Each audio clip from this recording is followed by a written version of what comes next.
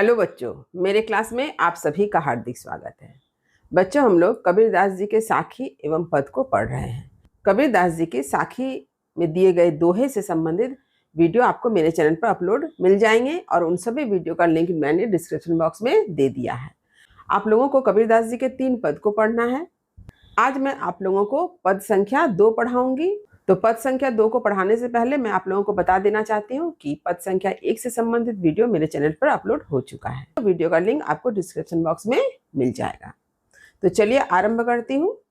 देखिए, चला हंस वा देश जहाँ पिया बसे चितचोर, सूरत सोहागिन है पनिहारिन भरे ठाड़ बिन डोर। बही देशवा बादर ना उमड़े, रिमझिम बरसे में, चौबारे में बैठ रहो ना, जा भिजहू निर्देह।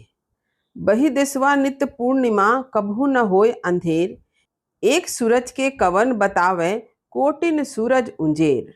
अब चलिए इस पद में आए हुए कठिन शब्द के अर्थ को देख लेते हैं। चला यानी चलो। हंसा, हंसा हंस को कहा जाता है, लेकिन यहाँ पर यह जीवात्मा का प्रतीक है। वा देश माने उस देश, वा का अर्थ है उस, देश मतलब जगह स्थान, पिया मने प्रियतम, बसे मने बसना, चित्त चोर यानी हृदय को चुराने वाला, मन को चुराने वाला कौन? ईश्वर। यहाँ पर ईश्वर को चित्त चोर कहा गया है।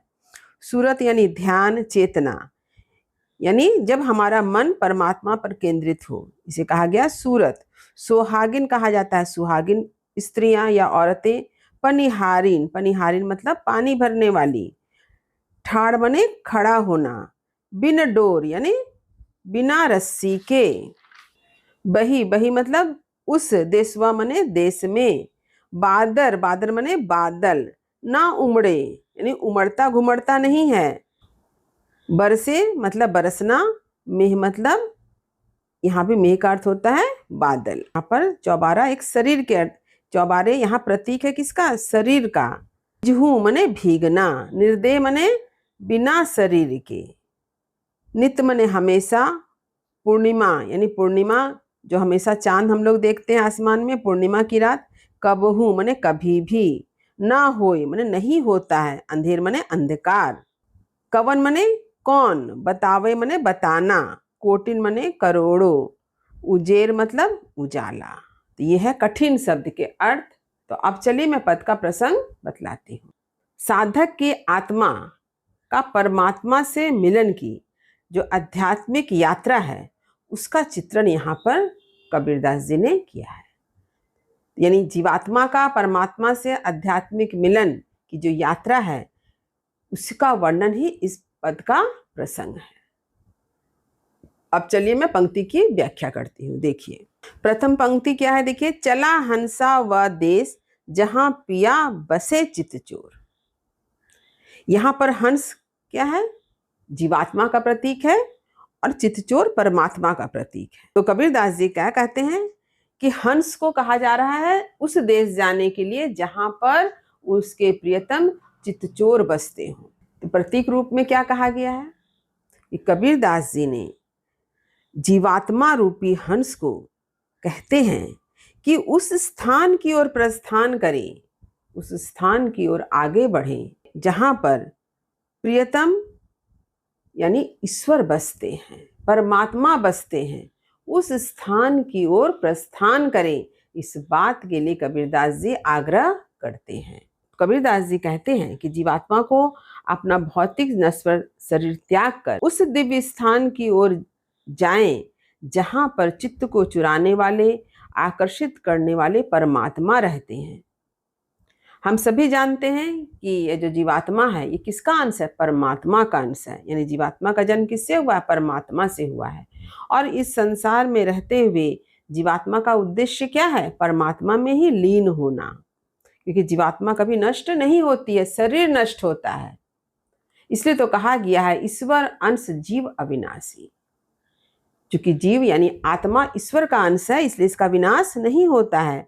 इसलिए शरीर का विनाश होने पर यह आत्मा परमात्मा में जाकर लीन हो जाती है। तो इसी सत्य को यहाँ पर बतलाया गया है कि जीवात्मा का जन्म जिस परमात्मा से हुआ है, उसमें जीवात्मा लीन हो जाना चाहती है और यह तभी संभव है जब जीवात्मा इस भौतिक नश्वर माया मोह से भरे संसार का परित्याग करे। तभी जाकर जीवात्मा परमात्मा में लीन होती है, समाहित हो सकती है। दूसरी पंक्ति क्या देखिए, सूरत सुहागिन है पनिहारिन भरे ठाड़ बिन डोर। यहां पर सूरत यानी मनुष्य की चेतना। तो उस लोक में मनुष्य की चेतना क्या है? इस परमेश्वर परमात्मा की सुहागिन स्त्री है। उस परम धाम में हम मनुष्य की चेतना परमात्मा की सुहागिन स्त्री है। यानी मनुष्य की चेतना का संबंध किससे जुड़ गया? तब परमात्मा से जुड़ गया है। पनिहारिन भरे ठाड़ बिन डोर। पनिहारिन यानी पानी भरने वाली। अब देखिए क्या कहा जा रहा है कि पनिहारिन क्या कर रही है? पानी भरने वाली बिना रस्सी के ही खड़े खड़े, ठाड़ मतलब खड़े खड़े, पानी भर रही है। तो इसका मतलब क्या हो गया कि चेतना रूपी सुहागिन जो है पनिहारिन बनकर बिना किसी सुविधाओं के यानी भौतिक सांसारिक सुविधाओं के क्या कर रही है? खड़े खड़े पानी भर रही है।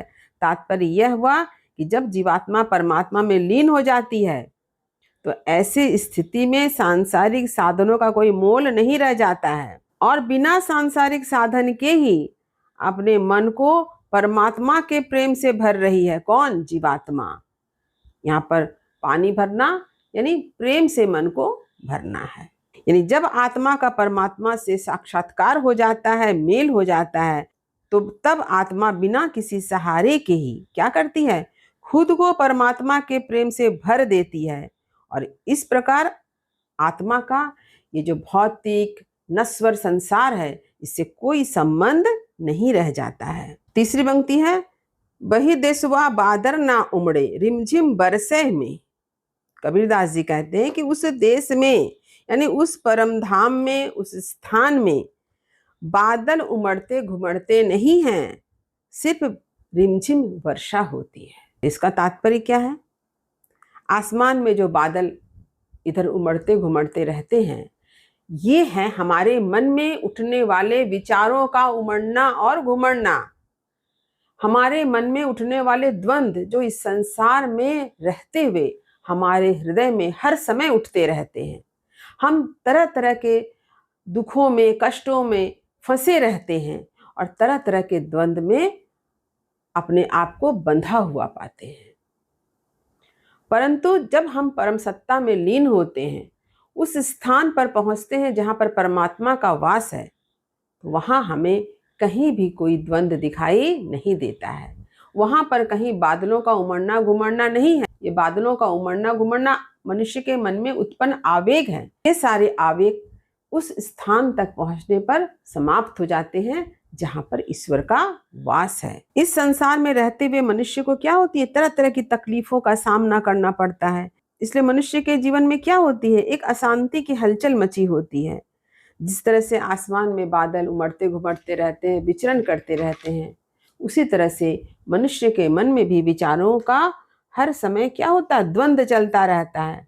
परंतु परम सत्ता का देश एक ऐसा देश है जहां पर सिर्फ रिमझिम वर्षा होती है। ये रिमझिम वर्षा क्या है? ये है आध्यात्मिक परम आनंद की वर्षा। जब जीवात्मा का मेल किससे होता है? परमात्मा से होता है। तब आध्यात्मिक आनंद की वर्षा में वह पूरी तरह से भीग करके क्या करता है? परम आनंद की अनुभूति करता है। तो कबीरदास जी इसी परम आनंद की अनुभूति करते हुए जीवात्मा से क्या कहते हैं? देखिए, चौबारे में बैठ रहो ना, जा भिजहू निर्दय। अपने शरीर में कैद होकर ना रहो। चौबारे में बैठ रहो ना, अपने शरीर में कैद होकर मत बैठो, बल्कि इस शरीर से बाहर निकलकर इस शरीर का परित्याग करके उस आध्यात्मिक आनंद की वर्षा में भीगो। जब हम शरीर का त्याग कर देंगे तो वह हमारा शरीर क्या हो जाएगा? निर्देह हो जाएगा। कबीरदास जी इसी बात को कहते हैं कि तुम इस शरीर रूपी चौबारे में कैद होकर इस रिमझिम आनंद की वर्षा को न देखकर क्या करो? इस नश्वर शरीर से बाहर निकलकर उस आध्यात्मिक वर्षा में खुद को भिगा डालो। क्योंकि यह जो आध्यात्मिक वर्षा है, यह नश्वर शरीर को नहीं बल्कि आत्मा को भिगा देती है। तात्पर्य क्या है? कि उस स्थान में जहाँ पर आध्यात्मिक आनंद की वर्षा होती है, तो आत्मा शरीर से परे हटकर, माने अलग हटकर इस वर्षा के आनंद का अनुभव करती है। अतः उस परम आनंद को प्राप्त करने के लिए मनुष्य की आत्मा को क्या करना पड़ेगा? सांसारिक बंधनों, माया मोह के बंधनों को काट कर शरीर मुक्त होकर यानी निर्देह होकर परमात्मा में लीन होना होगा, परमात्मा के प्रेम में डूबना होगा। पुनः कबीरदास जी क्या कहते हैं? वही देशवा नित पूर्णिमा कबहू न होय अंधेर। अब कबीरदास जी कहते हैं कि उस परम स्थान में जहाँ पर ईश्वर का वास है, ईश्वर रहते हैं, वहां पर तो हमेशा पूर्णिमा ही पूर्णिमा है, वहां तो कभी अंधेरा होता ही नहीं है। तो वहां पूर्णिमा क्यों है? क्योंकि वहां ज्ञान है, वहां दिव्यता है, वहां अलौकिकता है, इसलिए वहां प्रकाश है। तो साधक उस स्थान तक पहुंचता है तो वह क्या देखता है कि वहां अज्ञानता का अंधकार समाप्त हो चुका है। वहां साधक क्या देखता है? ज्ञान ही ज्ञान देखता है, ज्ञान का प्रकाश देखता है। वहां परमात्मा का वास है, वहां पर माया मोह का अभाव होता है। यही कारण है कि वह स्थान दिव्य अलौकिक ज्ञान से जगमगाता रहता है। हम सभी जानते हैं इस संसार में रहते हुए क्या है, हम अज्ञानता के अंधकार में घिरे होते हैं। लेकिन जब साधक साधना के द्वारा परम सत्य तक पहुंचता है तो वो उस अज्ञानता से बाहर निकल जाता है और परम सत्य के ज्ञान से अभिभूत हो उठता है। इसलिए उस परम धाम में कहीं कोई अंधकार दिखाई नहीं देता है। वह परम धाम दिव्य और अलौकिक है, जहाँ हर दिन पूर्णिमा के समान प्रकाश या रोशनी होती है, वहां कभी अंधकार नहीं होता है। अब अंतिम पंक्ति में कबीरदास जी क्या कहते हैं, देखिए, एक सूरज के कवन बतावे कोटिन सूरज उजेर। तो कबीरदास जी कहते हैं कि उस स्थान पर जहां पर परम सत्ता का वास है, वहां पर एक सूरज की क्या बात करें, वहां तो करोड़ों सूरज हैं, जिसके कारण वहां प्रकाश ही प्रकाश दिखाई देता है, वहां उजाला ही उजाला दिखाई देता है। तो इसी बात को कबीरदास जी कहते हैं कि ये जो करोड़ों सूरज के समान दिव्य व अलौकिक प्रकाश व छटा फैली हुई है, उस अद्भुत छटा का वर्णन करना असंभव है, क्योंकि वहां पर तो एक नहीं करोड़ों सूरज अपनी रोशनी बिखेरते रहते हैं। तो कबीरदास जी का कहना है कि यह जो लोक है, आध्यात्मिक चेतना, ज्ञान, अलौकिक प्रेम रूपी अनगिनत सूर्य के प्रकाश से प्रकाशित है। यह इस स्थान पर आकर साधक को आध्यात्मिक चेतना और दिव्य ज्ञान का अनुभव प्राप्त होता है। उस दिव्य ज्ञान और आध्यात्मिक चेतना में जीवात्मा का किससे साक्षात्कार होता है? परम सत्ता से होता है, परमात्मा से होता है। इसे ही जीवात्मा का परमात्मा से मिलन कहते हैं। तो इस तरह से कबीरदास जी ने एक साधक के जीवात्मा का परमात्मा से मिलन की जो यात्रा है, उसका बड़ा ही सुंदर प्रतीक माध्यम से प्रस्तुत किया है। अब चलिए इसके विशेष की बारी। हमेशा की तरह आपको स्क्रीन में इसका विशेष एक एक करके लिखा हुआ मिल जाएगा। इसे आप अपनी कॉपी में जरूर लिखें, इसे समझें और याद करें। तो उम्मीद करती हूँ इस पद का अर्थ आपने अच्छी तरह से समझ लिया होगा। यदि कहीं कुछ समझने में दिक्कत हुई हो तो कमेंट अवश्य करें, वीडियो को लाइक करें और सभी पढ़ने वाले विद्यार्थियों में शेयर करना ना भूलें। और जो बच्चे मेरे चैनल पर नए हैं वे चैनल को सब्सक्राइब जरूर कर लें, ताकि हर नई वीडियो का नोटिफिकेशन आपको समय समय पर मिल सके।